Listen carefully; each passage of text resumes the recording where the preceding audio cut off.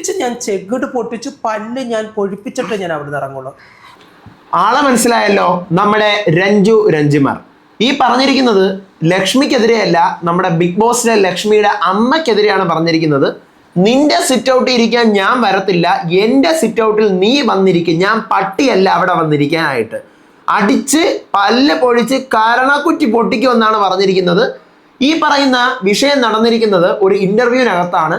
ആദില നൂറ വിഷയമായിട്ട് ബന്ധപ്പെട്ട് നടന്നിട്ടുള്ള ഒരു ഇന്റർവ്യൂ ആണ്. എന്താണ് സംഭവം എന്ന് അറിയണ്ടേ? പറയാം.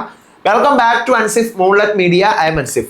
ചാനൽ സബ്സ്ക്രൈബ് ചെയ്യണം, ലൈക്ക് ചെയ്യണം, ഷെയർ ചെയ്യണം. നിങ്ങളുടെ ഒപ്പീനിയൻസ് മസ്റ്റായിട്ട് താഴെ കമന്റ് ചെയ്യണം. ഹൈപ്പ് ചെയ്യാൻ മറന്നു പോകരുത്.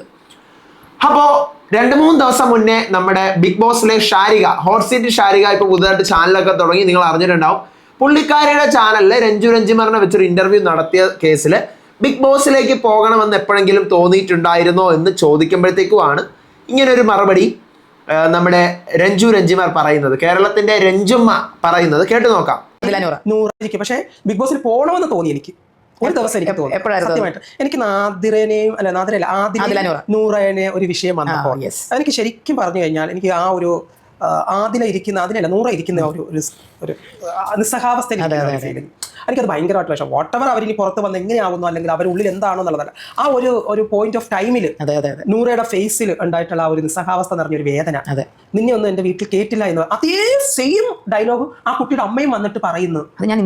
അത് ഞാൻ കണ്ടപ്പോൾ സത്യം പറഞ്ഞാൽ വീട്ടിൽ കയറിയില്ലെങ്കിൽ സിറ്റ് ഔട്ടിൽ ഇരിക്കും എന്ന് പറയുമ്പോൾ പട്ടികൾ സിറ്റ് ഔട്ടിൽ ഇരിക്കും.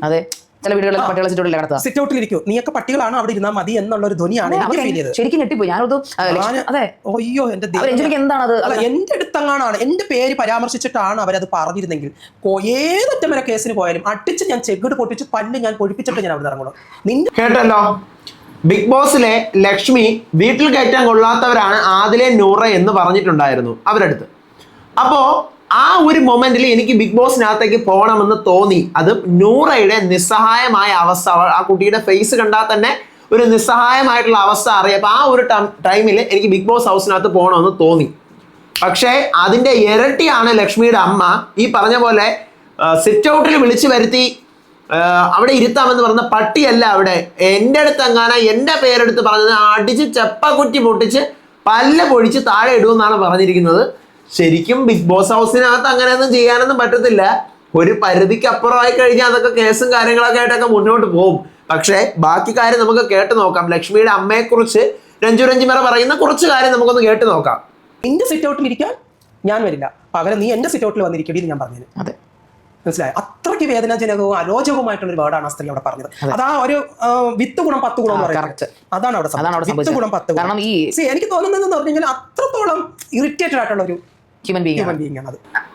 ഓക്കെ, പറഞ്ഞത് കേട്ടല്ലോ. ലക്ഷ്മിയുടെ അമ്മ 10 ഗുണം 10 ഗുണം. ലക്ഷ്മി ഇങ്ങനെയാണെങ്കിൽ അതിന്റെ 10 മടങ്ങ് മേലെ ഉള്ളതാണ് ലക്ഷ്മിയുടെ അമ്മയെന്നാണ് രഞ്ജിമാർ പറയുന്നത്.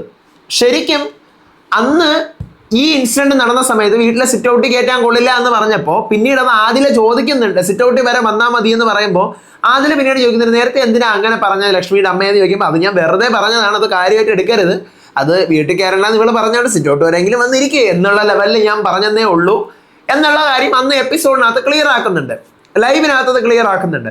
പക്ഷെ ശരിക്കും ഇത് ബിഗ് ബോസ് കഴിഞ്ഞു, ബിഗ് ബോസിന്റെ 50-ാമത്തെയോ 40-ാമത്തെയോ ദിവസം നടന്ന ഇൻസിഡന്റ് ഇന്നും കിടന്ന് കറങ്ങണമെങ്കിൽ അത്രത്തോളം ആ സാധനം ഇന്നും കത്തിക്കൊണ്ടിരിക്കുകയാണ്. ആദിലെ നൂറേയും വീട്ടിൽ കയറ്റില്ല എന്ന് ലക്ഷ്മി പറഞ്ഞ സ്റ്റേറ്റ്മെന്റ് LGBTQ-നെ എന്താ പറയാ സപ്പോർട്ട് ചെയ്യുന്ന ഒരു കൂട്ടരും അതുപോലെ തന്നെ എഗെയിൻസ്റ്റ് ആയിട്ടുള്ള ഒരു കൂട്ടരും ഇവർ തമ്മിലുള്ള യുദ്ധം ഇപ്പോഴും കണ്ടിന്യൂ ചെയ്തുകൊണ്ടേ ഇരിക്കുകയാണ് എന്നുള്ളതാണ് അതിനർത്ഥം. അതുകൊണ്ടൊക്കെ തന്നെയാണ് ഏതൊരു ഇന്റർവ്യൂവില് ട്രാൻസ് കമ്മ്യൂണിറ്റിയിൽ നിന്ന് വരുന്ന ആരായാലും അല്ലെങ്കിൽ LGBTQ കമ്മ്യൂണിറ്റിയിൽ നിന്ന് വരുന്ന ആരോടത്തായാലും ഈ പറയുന്ന ആദില നൂറ വീട്ടിൽ കയറ്റാത്ത വിഷയം എല്ലാ ആകാശം ചോദിക്കുന്നുണ്ട്. അത് ഇന്നും എന്താ പറയുക സമൂഹത്തിൽ ഭയങ്കരമായി വാല്യൂ ചെയ്യപ്പെടുന്ന ഒരു ക്വസ്റ്റ്യൻ ആണ്. അത് 2 ഭാഗവും അതിന് പറയാം. ശരിക്കും അതൊരു it's A type of content. പക്ഷേ അത് നല്ല എന്താ പറയുക അധികമായിട്ട് കുറച്ച് വാല്യൂ ഉള്ളൊരു സാധനം ആയതുകൊണ്ടാണ് ഇത് ഇന്നും ചർച്ചയായിക്കൊണ്ടിരിക്കുന്നത്. എന്തായാലും രഞ്ജിമാറിനെ അകത്ത് ആ ടൈമിൽ കയറ്റി വിട്ടിരുന്നെങ്കിൽ ലക്ഷ്മിയുടെ അമ്മയുടെ കരണം അടിച്ച് പുകയ്ക്കും എന്നാണ് അവർ പറഞ്ഞിരിക്കുന്നത്. ഇനിയിപ്പം ഇതിന് പിന്നോടിയായിട്ട് ലക്ഷ്മി വരുമോ എന്നുള്ളത് നമുക്ക് കണ്ടറിയാം. ലക്ഷ്മിയുടെ അമ്മയാണ് പറഞ്ഞിരിക്കുന്നത്. ലക്ഷ്മി എങ്ങനെ പ്രതികരിക്കുന്നത് കണ്ടറിയാം. ഇതുപോലത്തെ വീഡിയോസിനായിട്ട് ചാനൽ സബ്സ്ക്രൈബ് ചെയ്യണം. നിങ്ങളുടെ ഒപ്പീനിയൻസ് മസ്റ്റായിട്ട് താഴെ കമന്റ് ചെയ്യാനും വീഡിയോ ലൈക്ക് ചെയ്യാനും ഷെയർ ചെയ്യാനും മറക്കരുത്. അടുത്ത വീഡിയോ ആയിട്ട് വരാം, വിശേഷമായിട്ട് വരാം. അപ്പോൾ അതുവരേക്കും ബൈ.